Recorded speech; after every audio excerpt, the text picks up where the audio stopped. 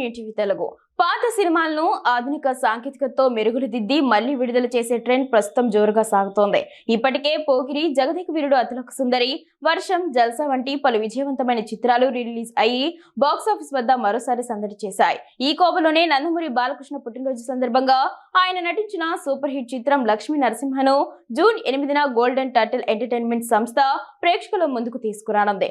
అయితే ఈసారి రిలీజ్ లో ఒక సరికొత్త ట్రెండ్ కు శ్రీకారం చుట్టింది చిత్ర యూనిట్. నందమూరి బాలకృష్ణ కథానాయకుడిగా జయంత్ సి పరాంజీ దర్శకత్వంలో తెరకెక్కిన ఈ యాక్షన్ ఎంటర్టైనర్ 2004లో విడుదలై బాక్సాఫీస్ వద్ద ఘన విజయం సాధించింది.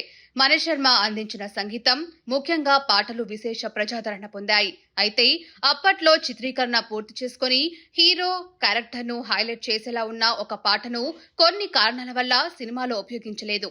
ఇప్పుడు బాలకృష్ణ అభిమానులకు ఒక ప్రత్యేక కానుక ఇవ్వాలనే ఉద్దేశంతో నిర్మాత బెల్లంకొండ సురేష్ ఆ పక్కన పెట్టిన పాటను సినిమాకు జోడించాలని నిర్ణయించుకున్నారు.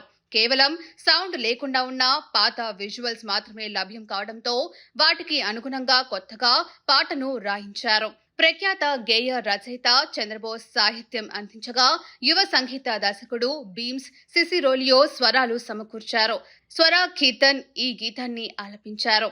మందేసినోడు గనుడు అంటూ సాగే ఈ పాటను ప్రచార కార్యక్రమాల్లో భాగంగా విడుదల చేశారు. కాగా సినిమా ఈ నెల 8వ తేదీ నుంచి 18వ తేదీ వరకు ప్రదర్శించనున్నారు. ప్రేక్షకుల స్పందనను బట్టి ప్రదర్శనల సంఖ్యను మరింత పొడిగించే అవకాశాలున్నాయి.